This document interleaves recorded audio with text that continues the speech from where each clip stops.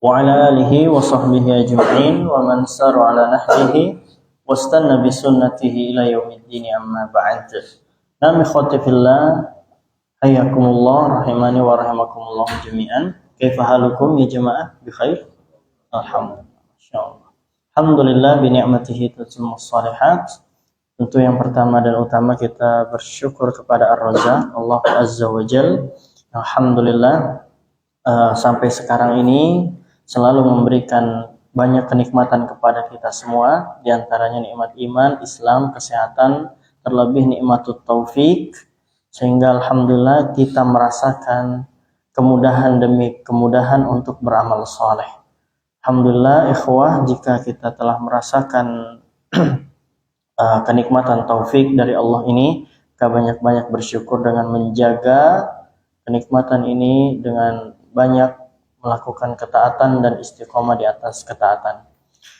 Tapi khotifillah, kemudian salawat serta salam semoga tercurah limpahkan pada baginda Nabi Muhammad sallallahu alaihi wasallam, suri teladan kita dalam menjalani kehidupan ini. Nah, khotifillah, ahlan wa sahlan bikum fi majlisil ilm, di majelis ilmu. Insyaallah seperti biasa kita bermajelis untuk membahas sirah nabawiyah, perjalanan hidup Nabi kita Muhammad sallallahu alaihi wasallam. Kita sampai pada bab perang Uhud. Baik. Qala al-muallif rahimahullahu taala, berkata pengarang yang semoga Allah menjaga beliau, yang punya kitabnya dibuka di halaman 356. Pembagian pasukan Islam menjadi beberapa batalion, ya, dan keberangkatan mereka ke medan perang. Ini maksudnya persiapan perang Uhud. Ya, di tahun keberapa jemaah masih ingat? Di tahun ketiga Hijriah. Ahsantum. Ya. Baik. Kemudian Nabi Shallallahu alaihi wasallam salat bersama kaum muslimin pada hari Jumat. Ini masih di Madinah ya, masih persiapan. Salat bersama kaum muslimin, salat Jumat begitu. Lalu memberikan nasihat, ya, memerintahkan mereka agar serius dan bersungguh-sungguh. Lalu memberitahukan bahwa mereka akan memperoleh kemenangan karena kesabaran mereka, dan meminta mereka bersiap-siap menghadapi musuh. Maka umat Islam, yaitu para sahabat, bergembira dengan isi khutbah Nabi Shallallahu Alaihi Wasallam yang menyampaikan kemenangan. Baik, di perang Uhud nanti, ikhwati fillah, sebenarnya kaum musyrikin itu sudah terpukul mundur, ya kan? Wah, sudah lari kemana-kemana, ya, kabur, ya. Hanya saja qadarullah masyafa'al, pasukan pemanah ini yang gegabah begitu ya. Akhirnya mereka menganggap sudah menang, dan bagi mereka memperoleh ghanimah begitu. Akhirnya di saat kelengahan tersebut, ya, pasukan kaum musyrikin berbalik arah menyerang mereka. Ya, jadi sebenarnya isi khutbah Nabi SAW sudah jelas, memperoleh kemenangan karena kesabaran. Lalu beliau Shallallahu Alaihi Wasallam pun sholat asar bersama mereka sorenya, sedangkan mereka telah berkumpul. Begitu juga orang-orang yang tinggal di sekitar Madinah sudah berkumpul pasukan tuh sore-sore, siap-siap berangkat. Kemudian beliau masuk ke dalam rumah dan diikuti oleh dua orang sahabat beliau, yaitu Abu Bakar dan Umar radhiyallahu anhuma. Masuk ke rumah beliau. Lalu mereka memakaikan sorban kepada beliau, ya. Setelah itu beliau menggunakan senjata dan baju besi yang lengkap, ya. Lalu mengambil pedangnya dan keluar menuju pasukan kaum muslimin, ya. Maka kaum muslimin telah menunggu-nunggu beliau dari luar, ya, maksudnya menunggu beliau keluar rumah. Sementara Sa'ad bin Mu'ad, Usaid bin Hudair radhiyallahu anhuma berkata kepada para pasukan, ya, kalian telah memaksa Rasulullah SAW untuk keluar Madinah serahkan keputusan kepada beliau. Ya, mendengar hal itu, ya, mereka semakin semuanya menyesal atas perbuatan yang mereka lakukan. Maksudnya ingin bergegas bersama Nabi Shallallahu Alaihi Wasallam, langsung cepat-cepat keluar Madinah, begitu, bersegera. Ya, seakan-akan memaksa menekan Nabi Shallallahu Alaihi Wasallam. Maka ketika beliau Shallallahu Alaihi Wasallam keluar rumah, mereka pun berkata kepada Rasul Shallallahu Alaihi Wasallam, wahai Rasulullah, kami tidak berniat menentangmu, maka lakukan apa yang engkau kehendaki. Jika engkau senang tinggal di Madinah, lakukanlah. Ya, karena memang kita sudah sampaikan di pertemuan lalu, ya, mereka, ya, para sahabat berdiskusi bersama Nabi SAW, ya, maka awal mulanya usulannya adalah tetap berdiam di Madinah, menunggu pasukan kaum musyrikin menyerang. Ya, kita tunggu saja, kalau memang berani, kalau memang mereka benar-benar menyerang, pasti mereka akan datang ke Madinah. Kita tunggu, kita akan berperang di Madinah. Itu awalnya. Nah, disepakati oleh gembongnya munafikin, ya, Abdullah bin Ubay bin Salul. Sepakati. Tapi kaum muhajirin dan ansor lebih menginginkan untuk langsung keluar Madinah, untuk juga menyerang mereka, begitu. Jadi peperangannya di luar Madinah. Akhirnya terpilihlah usulan berangkat keluar Madinah, supaya orang-orang tidak menyangka kaum muslimin pengecut, begitu, ya. Kaum muslimin pengecut, hanya ketakutan akhirnya mereka menunggu, tidak. Bahkan yang dipilih oleh Nabi SAW adalah kaum muslimin juga bergerak keluar, ya, menyerang musuh. Nah, ikhwati fillah rahimani wa rahimakumullah, maka para sahabat berkata, wahai Rasulullah, kami tidak berniat menentangmu, maka lakukanlah apa yang kau kehendaki. Jika engkau senang tinggal di Madinah, ya sudah, kita taat saja. Ya, maka Rasulullah SAW menjawab, tidak seharusnya bagi seorang nabi jika telah memakai baju besi lalu menanggalkan kembali sehingga Allah memutuskan ketetapan antara dia dengan musuh. Ini Nabi SAW juga sudah siap pakai baju besi, pakai pedangnya. Berarti menunjukkan Nabi SAW ini ingin berperang juga pakai baju besi, ya, tidak kebal, menunjukkan orang-orang yang, ya, disangka gitu, ya, dikira memiliki ilmu kebal. Tentu ini adalah ilmu yang sesat, pasti dibantu oleh siapa? Oleh bangsa jin, ya. Nah, sekelas Nabi SAW memakai baju besi, ya, bahkan disebutkan dalam riwayat 2 rangkap, ya. Nah, ikhwati fillah rahimani wa rahimakumullah, selanjutnya Nabi SAW mengelompokkan pasukan menjadi 3 batalion. Ya, 3 pasukan besar. Pertama, batalion muhajirin. Ya, pasukan muhajirin.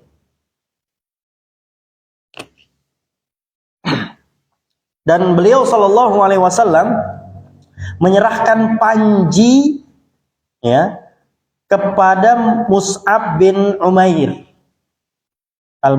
al-Badri, ya, kepada batalion muhajirin. Kemudian batalion kedua yaitu dari suku Aus, dari Ansor, ya, suku Aus Ansor, dan beliau Shallallahu Alaihi Wasallam menyerahkan panjinya kepada Usaid bin Khudair radhiyallahu anhu. Dan yang ketiga batalion Khazraj dari Ansor juga, karena Ansor ini kan terbagi menjadi 2 suku besar, Aus dan Khazraj, ya.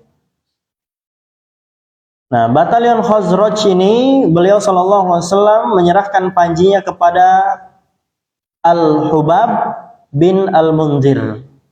Al-Hubab bin Al-Munzir. Pasukan kaum muslimin terdiri dari 1000 prajurit, ya. Di antara mereka ada 100 prajurit yang berbaju besi, Dan tidak satupun dari mereka yang berkuda, tapi disebutkan di riwayat yang lain juga ada yang mengatakan berkuda, ya, dalam kitab Zadul Ma'ad karya Imam Ibnul Qayyim. Taib. Intinya adalah mereka kurang lebih pasukannya berapa? 1.000 prajurit. Dan tidak satupun dari mereka yang berkuda. Beliau mengangkat, Sallallahu Alaihi Wasallam mengangkat Ibnu Ummi Maktum menjadi imam sholat di Madinah, ya, bersama penduduk Madinah. Lalu beliau mengumumkan saat keberangkatan, maka bersegeralah pasukan, ya, ke arah utara. Sa'ad bin Mu'ad dan Sa'ad bin Ubadah berlari di hadapan Nabi SAW dengan mengenakan baju besi, ya, ikut serta. Jadi selama Nabi SAW meninggalkan Madinah, maka diangkatlah pemimpin sementara, yaitu siapa? Ibnu Ummi Maktum radhiyallahu anhu. Baik. Tatkala beliau Sallallahu Alaihi Wasallam dan para pasukan telah melewati Saniyatul Wada, perbatasan Madinah, beliau melihat ada sekelompok pasukan dengan persenjataan lengkap yang tampak berdiri sendiri dari pasukan individu. Jadi ada pasukan baru kelihatan nih. Ya. Maka beliau Sallallahu Alaihi Wasallam bertanya kepada para sahabat. Beliau ternyata diberitahukan bahwa mereka adalah orang-orang Yahudi yang merupakan sekutu suku Khazraj. Orang Yahudi ingin bantu kaum muslimin menyerang kaum musyrikin. Mereka ingin ikut serta dalam perang melawan pasukan musyrikin. Maka beliau Sallallahu Alaihi Wasallam bertanya, apakah mereka orang Yahudi yang telah masuk Islam? Maka sahabat menjawab tidak. Maka beliau tidak mau minta bantuan kepada orang-orang kafir untuk memerangi orang-orang musyrikin. Ya, izahnya kaum muslimin. Kalau memang nggak mau musyrik Islam, ya nggak usah. Ya. Nggak perlu bantuan mereka. Baik. Kemudian inspeksi pasukan. Nabi SAW memeriksa pasukan kembali. Ya. Ketika beliau Sallallahu Alaihi Wasallam sampai di suatu tempat yang bernama Syaikhani, beliau Sallallahu Alaihi Wasallam menginspeksi pasukannya dan menolak mereka yang beliau Sallallahu Alaihi Wasallam anggap masih kecil. Jadi Masya Allah, karena semangatnya para sahabat ikut berperang, ya, maka bahkan anak-anak kecil pun sampai ikut dalam pasukan tersebut. Nah, Nabi SAW pun memeriksa kembali, memastikan ini pasukan ini, prajurit-prajurit ini apakah benar-benar layak untuk berperang atau tidak. Baik, di antara mereka maka ada yang ditolak oleh Nabi SAW, disuruh pulang. Ya, khawatirnya nanti justru akan jadi beban lah, apalah, ya, karena belum layak untuk berperang dikarenakan masih kecil begitu. Tapi di sisi lain kita ambil hikmahnya, betapa besar semangat para sahabat radhiyallahu anhum untuk membela Islam. Maka di antara mereka ada yang ditolak oleh Nabi SAW. Di antaranya adalah Abdullah bin Umar bin Al-Khattab, anaknya Umar radhiyallahu anhu. Kemudian Usama bin Zaid, Usaid bin Duhair, kemudian Zaid bin Sabit, Zaid bin Arqam, ya, Araba bin Aus, Amr bin Hazim, Abu Sa'id Al-Khudri, Zaid bin Harisa Al-Ansari, dan Sa'ad bin Hibbah ridwanullahu alaihim. Jadi ada beberapa sahabat yang disuruh pulang oleh Nabi Shallallahu Alaihi Wasallam, tidak melanjutkan perjalanan. Dalam kelompok ini disebut nama Al-Barra bin Azib, tetapi hadis yang diriwayatkan oleh Bukhari menunjukkan keikutsertaan beliau. Jadi ada perselisihan pendapat tentang sahabat Al-Barra bin Azib, apakah ikut atau tidak. Beliau Shallallahu Alaihi Wasallam kemudian mengizinkan Rafi bin Khudaij dan Samurah bin Jundub radhiyallahu anhuma, meski keduanya berusia muda. Hal itu karena Rafi bin Khudaij ini mahir dalam membidik anak panah, jago, ya, sasarannya itu tepat, masya Allah. Maka Rasulullah SAW mengizinkan beliau, Rafi bin Khudaij radhiyallahu anhu. Kemudian Samurah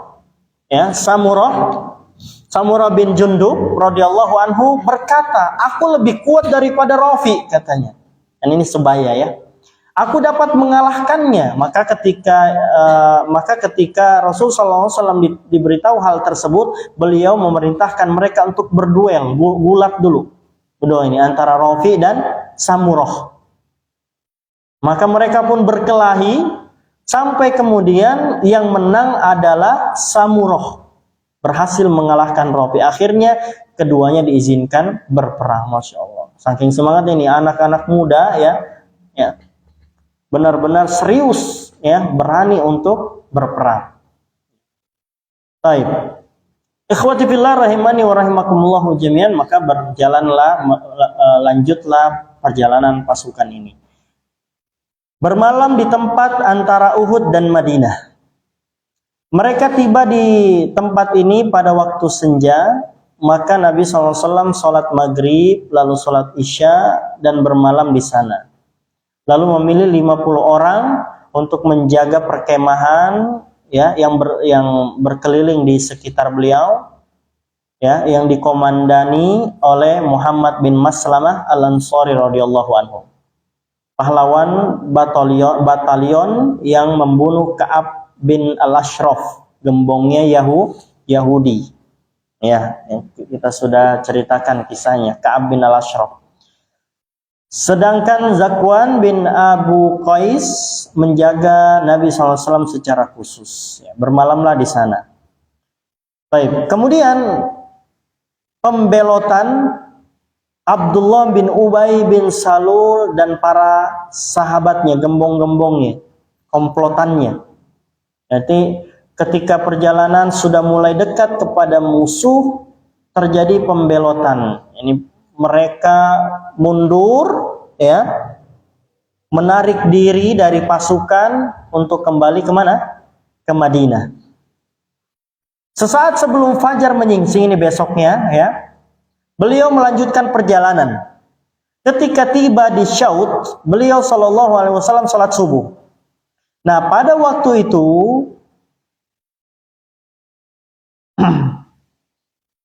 berada dekat sekali dengan musuh, sudah dekat dengan musuh.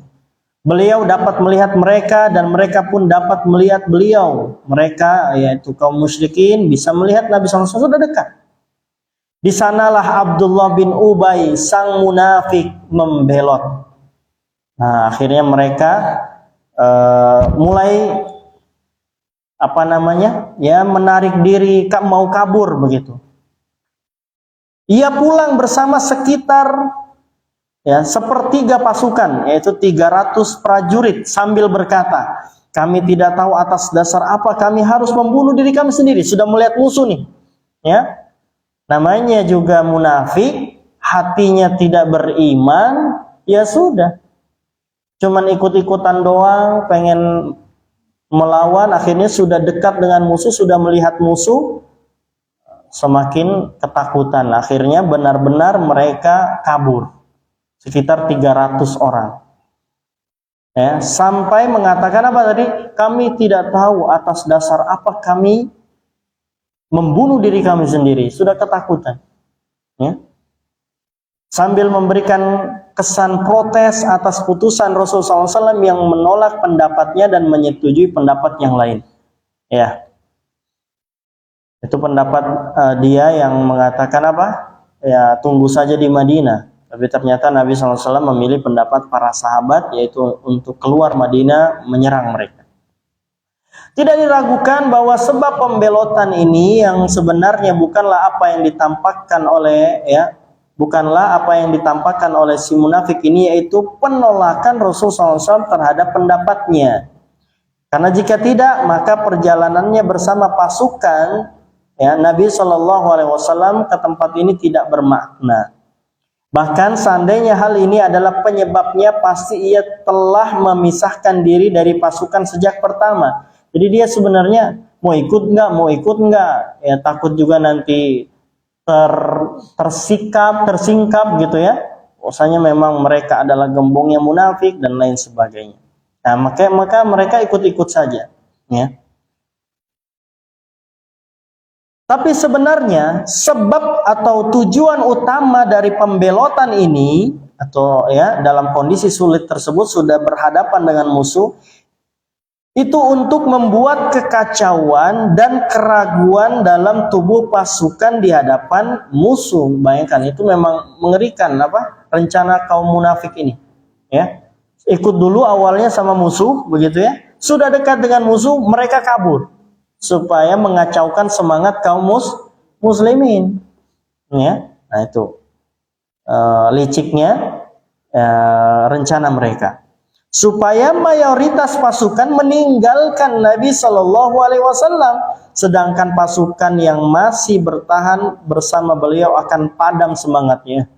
Tinggal sedikit nih, sudah 300 orang dari berapa tadi? Dari 1000. Sudah dekat musuh, harusnya semangat berkobar-kobar, malah lari, ya, malah ketakutan. Nah, ingin memicu ya, untuk mematahkan semangat para sahabat. Baik. Hal ini akan mempercepat pembunuhan atas Nabi Shallallahu Alaihi Wasallam dan sahabat yang ikhlas benar-benar ingin berjuang bersama beliau Shallallahu Alaihi Wasallam. Setelah itu suasana terjadi, ya. Setelah itu suasana menjadi tenang karena kepemimpinan beliau Shallallahu Alaihi Wasallam, ya. Karena kepemimpinan kembali kepada pasukan, ya, Nabi tentunya Shallallahu Alaihi Wasallam. Si munafik ini hampir saja berhasil merealisasikan sebagian dari yang telah menjadi tujuannya. Tadi apa tadi? Ingin mematahkan, menghentikan semangat kaum muslimin. Dua kelompok masing-masing Bani Harithah dan dari suku Aus dan Bani Salimah dari suku Khazraj telah bertekad untuk mundur, tetapi Allah Subhanahu wa taala meneguhkan kedua kelompok itu, maka keduanya menjadi tenang kembali setelah sebelumnya dalam diri kedua kelompok tersebut bergerumuh keraguan dan keinginan untuk pulang kembali memisahkan diri dari pasukan. Maka Allah Subhanahu wa taala turunkan wahyu firman Allah Azza wa Jalla dalam surah Ali Imran. Surat apa, ikhwan? Ali Imran ayat 122. Idh hammat ta'ifatani minkum an tafshala wallahu waliyuhuma wa 'alallahi falyatawakkalul mu'minun. Ketika dua golongan dari kalian ingin mundur karena takut, ya, yaitu suku Aus dan Khazraj, karena kelakuan kaum munafik ini yang tiba-tiba mundur ketika berada di hadapan musuh, maka kaum Ansor pun mulai ragu begitu, mulai ketakutan, ya, disebabkan kelakuan kaum munafik. Tetapi Allah meneguhkan dengan mengatakan, ya, ketika dua golongan dari kalian, maksudnya suku Aus dan Khazraj ini ingin mundur karena takut, padahal Allah adalah penolong bagi kedua golongan itu. Karena itu hendaklah kepada Allah saja orang-orang mukmin bertawakal. Allah kembali teguhkan hati-hati mereka. Nah, kemudian Abdullah bin Haram, ayah Jabir bin Abdullah, berupaya mengingatkan orang-orang munafik akan kewajiban mereka pada situasi genting ini. Ia mengikuti mereka sambil mencela dan meminta mereka kembali, seraya berkata, kembalilah berperang di jalan Allah, atau bertahanlah di sini begitu ya, jangan pulang. Maka mereka menjawab, andai kami tahu kalian akan berperang, kami tidak akan pulang. Malah mengejek begitu, ya. Maka Abdullah bin Haram meninggalkan mereka seraya berkata, semoga Allah membinasakan kalian wahai musuh-musuh Allah. Ya, Allah akan mencukupi Nabi SAW tanpa bantuan kalian. Tentang orang-orang munafik ini, Allah Azza wa Jalla berfirman, وَلِيَعْلَمَ الَّذِينَ نَافَقُوا وَقِيلَ لَهُمْ تَعَالَوْا قَاتِلُوا فِي سَبِيلِ اللَّهِ أَوِ ادْفَعُوا قَالُوا لَوْ نَعْلَمُ قِتَالًا لَاتَّبَعْنَاكُمْ هُمْ لِلْكُفْرِ يَوْمَئِذٍ أَقْرَبُ مِنْهُمْ لِلْإِيمَانِ يَقُولُونَ بِأَفْوَاهِهِمْ مَا لَيْسَ فِي قُلُوبِهِمْ وَاللَّهُ أَعْلَمُ بِمَا يَكْتُمُونَ. Kata Allah dalam surat Ali Imran ayat 167. Surat Ali Imran ayat 167. Yang artinya, dan agar supaya Allah mengetahui siapa orang-orang munafik, ya, kepada mereka dikatakan, marilah berperang di jalan Allah atau pertahankanlah diri kalian. Nah, ini ucapannya Abdullah bin Haram kepada kaum munafik yang kabur. Kembalilah, ya, berperang di jalan Allah atau pertahankanlah diri kalian. Mereka berkata apa? Sekiranya kami mengetahui akan terjadi peperangan, tentulah kami mengikuti kalian. Sebenarnya ucapan mereka ini ingin membantu perang. Mereka pada hari itu lebih dekat kepada kekafiran daripada iman. Jadi ucapan-ucapan itu untuk ngolok-ngolok saja, ngeledek. Gitu. Mereka mengatakan dengan mulutnya apa yang tidak terkandung di dalam hatinya, apa yang tidak ada dalam hatinya, ya. Dan Allah lebih mengetahui apa yang mereka sembunyikan. Hatinya sebenarnya ketakutan ingin, ya, pulang kembali ke Madinah. Tapi khotifillah rahimani wa rahimakumullahu jami'an. Selanjutnya sisa pasukan Islam yang ke Uhud.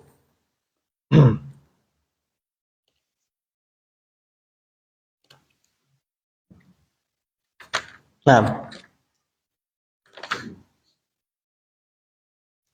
sisa pasukan Islam yang melanjutkan perjalanan ke Uhud. Setelah terjadinya pembelotan dan penarikan diri tersebut, Nabi SAW pun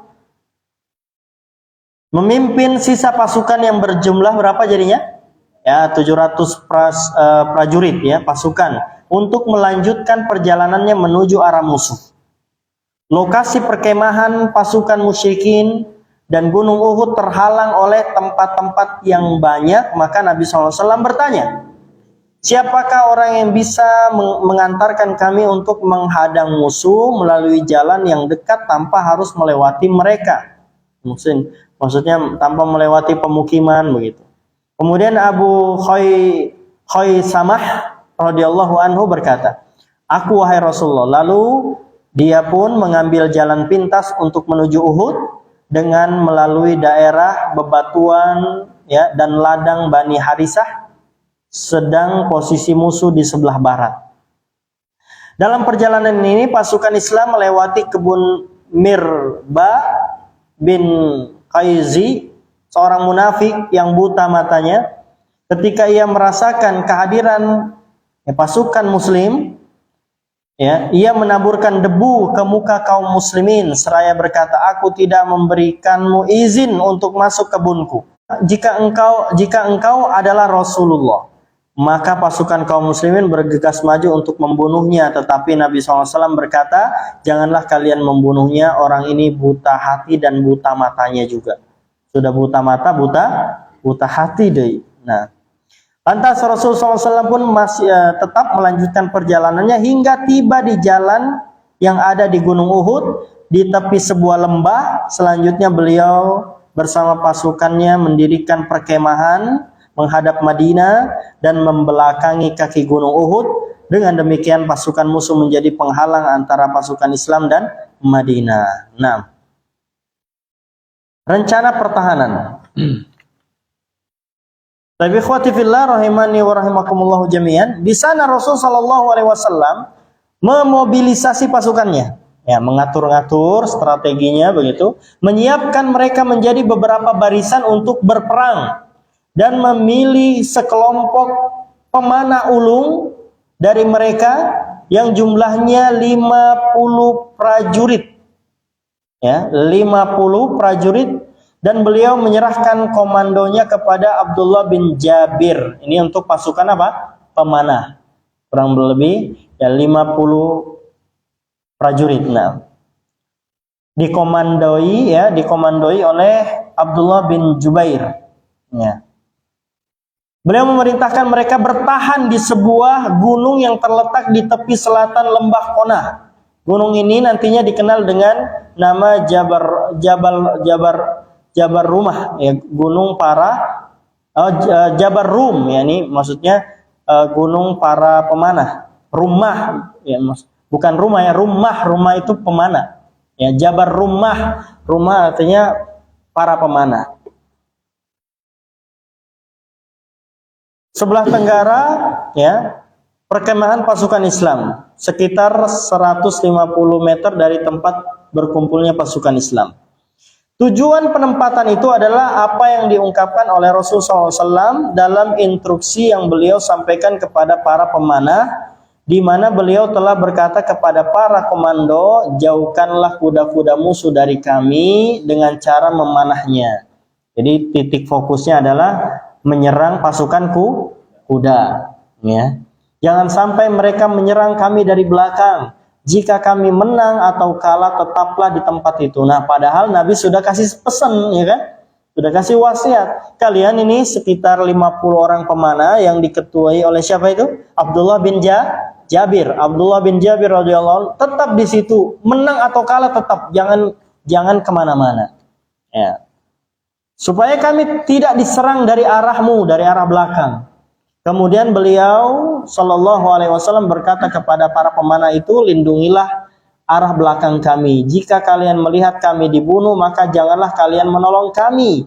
Dan jika kalian melihat kami telah mendapatkan rampasan perang, ghanimah, maka kalian jangan ikut bersama kami. Ini sudah dipesankan oleh Nabi Shallallahu Alaihi Wasallam. Ya. Dalam riwayat Bukhari, beliau Shallallahu Alaihi Wasallam berkata, jika kalian melihat kami dikalahkan musuh, maka kalian jangan meninggalkan tempat kalian ini hingga aku mengutus utusan kepada kalian, ya, untuk memberitahu, ya, untuk bergabung. Kalau tidak, ya jangan. Dan apabila kalian melihat kami telah mengalahkan pasukan musuh itu dan bercerai-berailah mereka, maka janganlah meninggalkan tempat ini hingga aku mengutus utusan untuk menyampaikan kepada kalian. Sudah diwanti-wanti oleh Nabi Shallallahu Alaihi Wasallam. Dengan penempatan pasukan pemanah di gunung, ditambah perintah-perintah militer yang tegas tersebut, Rasulullah SAW telah menutup satu celah yang mungkin menjadi jalan bagi para prajurit musyrik menyusup ke barisan pasukan Islam, lalu melakukan gerakan-gerakan pengepungan dan taktik memblokir. Adapun posisi sisa pasukan, Rasulullah SAW menempatkan pada sayap kanan Al-Munzir bin Amr dan menetapkan pada sisi kiri Az-Zubair bin Al-Awwam dibantu oleh Mikdad bin Aswad. Kepada Az-Zubair dipasrahkan tugas bertahan menghadapi pasukan berkuda, ya. Pasukan berkuda Khalid bin Walid. Waktu itu Khalid bin Walid masih musyrik, ya. Dan beliau menempatkan di bagian depan barisan para prajurit pilihan yang terdiri dari para pemberani pasukan Islam, ya, dan tokoh-tokoh mereka yang terkenal dengan patriotnya dan keberaniannya, di mana kemampuan mereka sebanding dengan ribuan orang. Jadi pasukan sahabat yang pemberani begitu, ya, di antaranya siapa? Hamzah, ya, ditaruh di depan, yang tangkas begitu. Taktik ini adalah taktik yang cerdik dan sangat rapi. Dalam taktik ini, ya, tampak kecerdasan kepemimpinan Nabi SAW di bidang militer. Tidak mungkin bagi komandan manapun, meski kecakapannya luar biasa, untuk membuat taktik yang lebih cerdik dan lebih matang daripada taktik beliau ini, Sallallahu Alaihi Wasallam. Beliau benar-benar tidak menempati posisi paling strategis dari medan peperangan, padahal beliau tiba di sana setelah musuh. Ya, jadi musuh duluan. Ya. Punggung dan sayap kanan pasukan terlindungi oleh tingginya gunung, sedangkan sayap kiri dan punggungnya ya ketika peperangan berkecamuk terlindungi dengan cara menutup satu-satu celah yang berada di sisi pasukan. Beliau memilih dataran tinggi untuk berkemah. Jadi Nabi SAW ya agak-agak di atas begitu ya, kemah atau camp beliau Sallallahu Alaihi Wasallam supaya dapat terlindungi. Jika kekalahan menimpa pasukan Islam, maka tidak bersandar pada strategi melarikan diri sehingga mereka tidak jatuh dalam genggaman musuh yang mengejar dan tidak pula tertawan. Bahkan sebaliknya, beliau akan menimpakan kerugian yang sangat besar kepada musuh-musuhnya jika mereka berusaha menguasai perkemahan kaum muslimin dan maju ke sana. Dengan demikian beliau memaksa musuh-musuhnya untuk mengambil posisi di dataran rendah yang sulit sekali bagi mereka untuk memperoleh ya sedikit pun dari manfaat kemenangan. Jika nantinya kemenangan berada di pihak mereka, ya. Di samping itu sulit bagi mereka untuk menghindar dari pasukan Islam yang mengejar jika kemenangan di pihak pasukan Islam. Di sisi lain beliau telah menutupi kekurangan jumlah prajurit pada pasukannya dengan memilih sekelompok prajurit pilihan yang terdiri dari para sahabat beliau yang berani dan perkasa. Nah, ikhwati fillah, begitulah mobilisasi Nabi SAW terhadap pasukan ya, yang dapat diselesaikan pada hari Sabtu pada tanggal 7 bulan Syawal tahun ketiga Hijriah. Nah, ikhwati fillah rahimani wa rahimakumullah, saya kira cukup sampai di sini ya.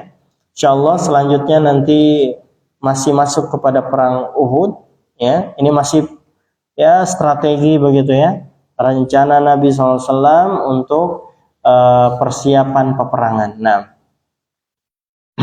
tapi khotifillah rahimani wa rahimakumullah jami'an, sebelum ditutup barangkali para jamaah ingin bertanya atau menambah faedah, silahkan ya. Kalau tidak ada maka kita cukupkan. Wallahu a'lamu bishawab. Nah.